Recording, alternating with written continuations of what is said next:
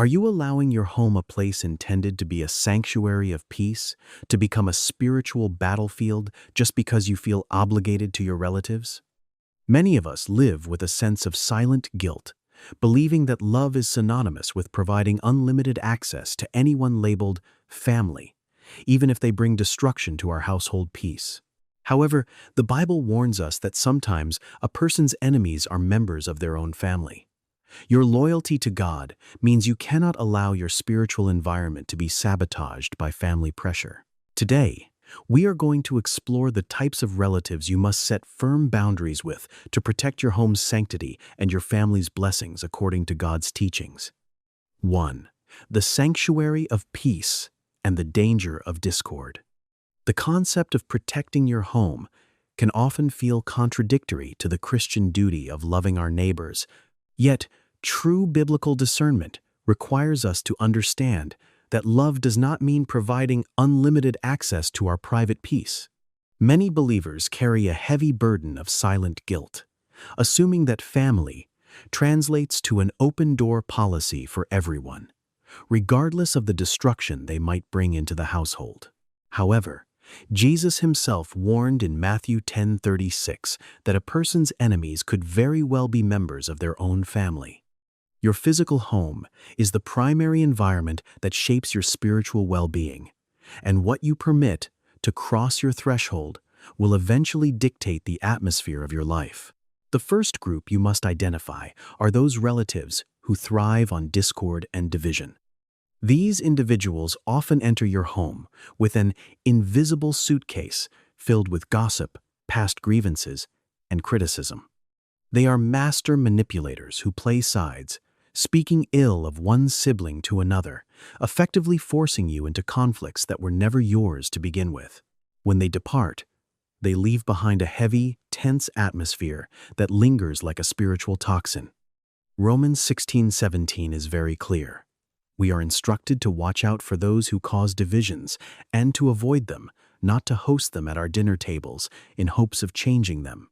Proverbs 22:10 reminds us that by driving out the mocker, strife and quarreling will cease. Protecting your home is an intentional act of defense.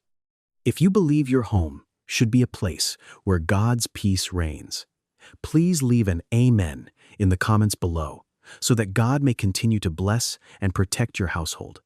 2. Safeguarding the home from persistent iniquity. Culturally, we are often pressured to welcome family members regardless of their lifestyle under the banner that blood is thicker than water. However, the Bible offers a stern warning against allowing relatives who live in persistent, open iniquity to have unrestricted access to your home. We are not talking about a family member who is struggling with a temporary weakness and seeking prayer. We are talking about those who celebrate and embrace an immoral lifestyle, whether it be through addictions, scams, or dark spiritual practices.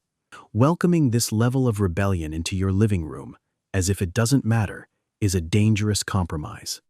As 1 Corinthians 5:11 instructs, we should not even associate or eat with someone who claims to be a brother in faith, but is living in blatant immorality or greed. This is not about self-righteousness or playing judge. It is about spiritual protection and preventing contagion within your own household. Proverbs 13:20 warns that the companion of fools will suffer harm, and this principle applies even within the family tree. When you allow relatives who celebrate evil to sit at your table, you are inadvertently signaling to your children and immediate family that such rebellion against God is acceptable and normalized. A relative who brings moral corruption into your space contaminates the sanctuary of your home. Cutting off their access is not a lack of love or a refusal to forgive. It is a vital act of spiritual stewardship to preserve the purity of the environment God has entrusted to you. 3. Defending your faith against mockery and cynicism. It takes immense courage to set boundaries with relatives who actively deny and attack your faith. These are the family members who don't just disagree with your beliefs, but use their presence in your home to ridicule your God and your convictions. They may sit at your table, eat your food, and then proceed to make passive-aggressive jokes about your church attendance, your tithing, or the way you pray. In the worst cases, they may even use the Lord's name in vain, specifically to provoke a reaction and make you feel uncomfortable in your own sanctuary. The Apostle John, known for his teachings on love, provides a very severe warning in 2 John 1:10-11. If someone does not bring the true doctrine, you are not to receive them into your house or even greet them, for doing so makes you a sharer in their evil deeds. This highlights a profound spiritual truth. Your home is an altar and a refuge of light. When you host someone who intentionally profanes your faith, you are opening the door to darkness and negotiating the honor of God just to be liked by a relative. You are called to love them from a distance and to pray for their salvation in your war room, but your home must remain a place where Christ is honored without compromise.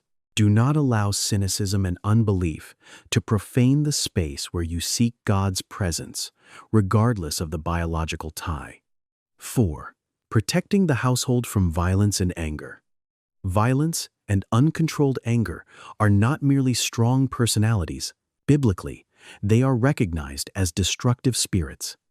Many Christians mistakenly tolerate verbal, emotional, or physical abuse from relatives because of a misunderstood sense of respect for elders or family tradition. People often justify this by saying, "That's just how they've always been." But the Bible does not offer excuses for such behavior. It condemns it. Proverbs 22:20. 4:2. 5 gives a literal command. Do not make friends with a hot-tempered person. Do not associate with one easily angered, or you may learn their ways. Anger is highly contagious. It transfers its tension and creates an atmosphere defined by fear and anxiety. If a relative, no matter their status as an uncle, brother, or grandparent, cannot control their reactions and bring shouting or aggression into your space, they automatically forfeit the privilege of entering it. Your home must be an absolutely safe refuge for your spouse and your children. It is your responsibility, as the head of the household, to ensure that your living room does not become an emotional war zone because you were too afraid to set a firm boundary. Protecting your family from the snares of a hot-tempered relative is a biblical duty that outweighs any cultural obligation to tolerate abuse. By closing the door to those dominated by anger, you ensure that the peace of Christ remains the presiding authority under your roof, allowing your family to thrive in security and love. 5. Establishing boundaries against manipulation and spiritual drains. The final categories of relatives to be cautious of are the meddlers and the spiritual anchors. Some relatives believe their last name gives them a VIP pass to bypass your rules, showing up unannounced or interfering in how you raise your children and manage your marriage. This is often control disguised as family love, but in reality, it is manipulation. Genesis 2:24 establishes the ultimate boundary. A man leaves his father and mother to be joined to his wife. Under your roof, the highest earthly authority is you and your spouse, not extended family members. Furthermore, there are relatives who act as heavy anchors to your faith. They may not be aggressive, but they are spiritually draining, constantly complaining, and viewing your devotion to God as fanatical or excessive. Even Jesus' own family at one point thought he was out of his mind and tried to stop his ministry. 1 Corinthians 15:33 reminds us that bad company corrupts good character, even if that company shares your family tree. Recognizing who is allowed through your door is a sign of spiritual maturity and stewardship, as spiritual alignment must always outweigh blood ties. You can love these relatives from a distance, but you must protect your calling and your mental peace. If this message has helped you realize the importance of guarding your home, please be sure to like this video and subscribe to the channel. Your support helps us continue sharing these vital biblical truths, and by subscribing, you'll never miss an opportunity to grow together in wisdom and spiritual authority. Remember, your home is a sanctuary, and maintaining its purity is the highest expression of your love for God and your family.